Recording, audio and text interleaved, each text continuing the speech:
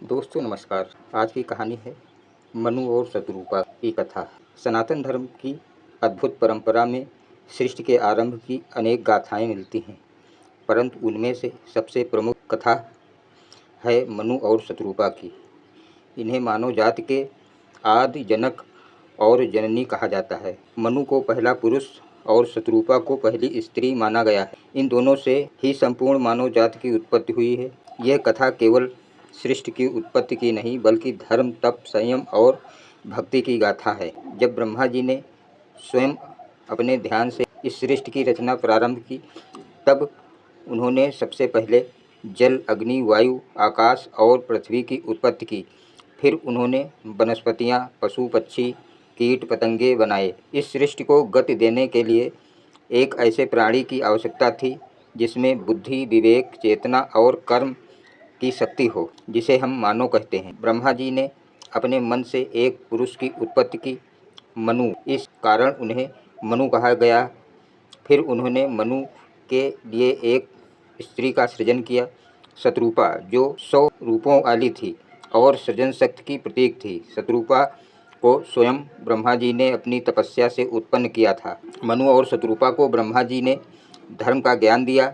उन्होंने बताया कि इस संसार का संचालन कैसे करना है, क्या कर्तव्य हैं, क्या धर्म है, क्या अधर्म है।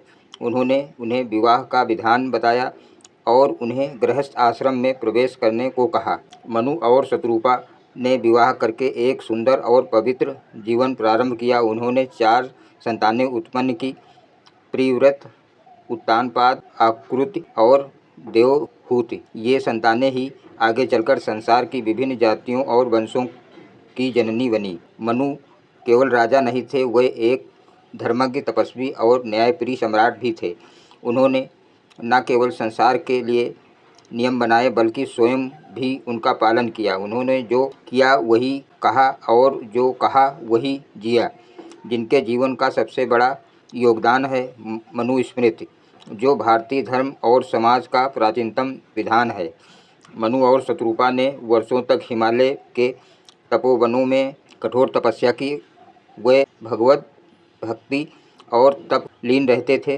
वे चाहते थे कि इस संसार में धर्म की स्थापना हो और मानव जाति सद्गुणों से विकसित हो। सनातन धर्म में मनवंतर का बड़ा महत्व है। एक कल्प ब्रह्मा का एक दिन में 14 मनवंतर होते हैं। हर मनवंतर में एक एक मनु होते हैं, जिनके देखरेख में मानव जाति की गति और नियम निर्धारित होते हैं। स्वयं अनुभव मनु, जो प्रथम मनु थे, वही मनु और शतरूपा हैं। उनके काल में सृष्टि की प्रथम मानव सभ्यता का निर्माण हुआ। इसी कारण उन्हें आदि मनु कहा जाता है। मनु और शतरूपा की पुत्री सती थी, जिनका विवाह भगवान शिव से हुआ था। सती का चरित्र भी अत्यंत दिव्य तेजस्वी था। शतरूपा ने सती के रूप में एक महान शक्ति को जन्म दिया, जो आगे चलकर पार्वती रूप में पुनः प्रकट हुई। इस संबंध से यह भी स्पष्ट होता है कि मनु और शतरूपा केवल मानव जाति के जनक ही नहीं, बल्कि देवताओं की पूर्वज भी थे। एक समय की बात है, जब मनु सरस्वती नदी के तट पर स्नान कर रहे थे, तभी उनके कमंडल में एक छोटी सी मछली आ गई। मछली ने कहा, हे मनु, मुझे मत मारो, मुझे बचाओ, मैं तुम्हें एक बड़ा रहस्य बताऊंगी। मनु ने आश्चर्य से उस मछली को देखा और उसे अपने कमंडल में रख लिया। वो मछली दिन ब दिन बड़ी होती गई। मनु ने उसे जलपात्र से हटाकर एक घड़े में, फिर तालाब में, फिर झील में और अंततः समुद्र में रख दिया। तब वह मछली बोली, हे मनु, मैं कोई साधारण मछली नहीं हूँ, मैं स्वयं भगवान विष्णु हूँ। मैं तुम्हें एक बड़ा संकट आने की सूचना देने आया हूँ। भगवान विष्णु ने कहा कि शीघ्र ही एक भीषण जल प्रलय आने वाला है, जिसमें पूरी पृथ्वी जलमग्न हो जाएगी। तब मनु ने पूछा, भगवान, मैं और मेरी सृष्टि कैसे बचेगी?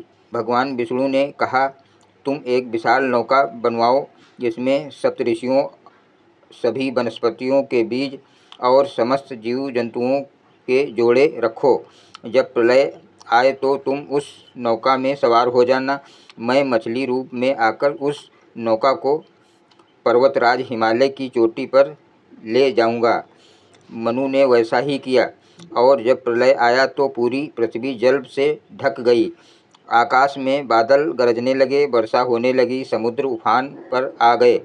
तब मनु ने अपनी नौका में प्रवेश किया और भगवान विष्णु ने मछली रूप में आकर उस नौका को सुरक्षित हिमालय पर पहुंचा दिया। जब प्रलय समाप्त हुआ और जल शांत हुआ तब मनु और शत्रुपा हिमालय की चोटी से उतरे और एक बार फिर से सृष्टि के पुनर्निर्माण में जुट गए। उन्होंने फिर से जीवों को जन्म दिया, वनस्पतियों को रोपा, समाज को नियम और मर्यादाएं दी।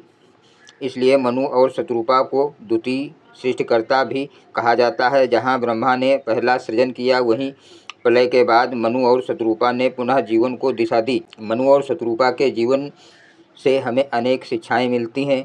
धैर्य और भक्ति। जब उन्हें विष्णु जी ने जल प्रलय की सूचना दी तब वे घबराए नहीं, उन्होंने धैर्यपूर्वक तैयारी की।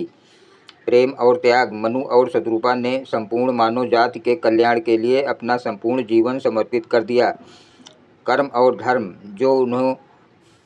उन्होंने जो भी किया वो धर्म के अनुसार था, कोई भेदभाव नहीं, कोई छल नहीं।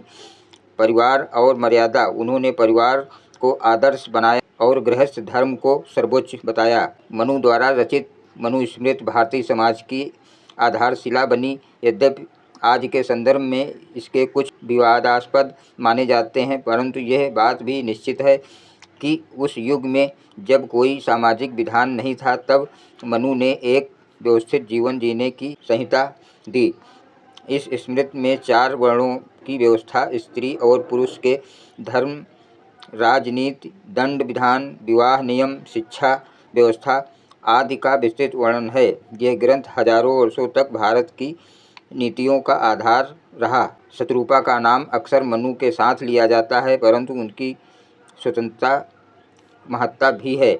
वह बुद्धिमती, पतिव्रता, धर्मपरायण और शक्तिशाली थीं।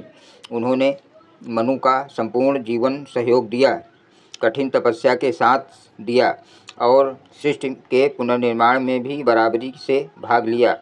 वो भारतीय स्त्री तत्व की प्रतीक थी। सौंदर्य में अनुपम, बुद्धि में प्रखर और धर्म में दृढ़। मनु और शत्रुपा की कथा केवल एक पुराण कथा नहीं है, बल्कि यह मानव की नींव है।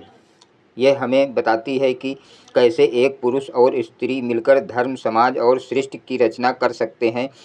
यह कथा हमें सिखाती है कि धैर्य, तप, संयम, भक्ति और कर्तव्य परायणता ही मानव जीवन का आधार है। आज जब हम जीवन के संघर्षों से जूझते हैं तो मनु और शत्रुपा की यह कथा हमें प्रेरणा देती है कि एक युगल जब अपने धर्म और लक्ष्य के प्रति समर्पित होता है तो वह पूरे संसार को नई दिशा दे सकता है। धन्यवाद दोस्तों।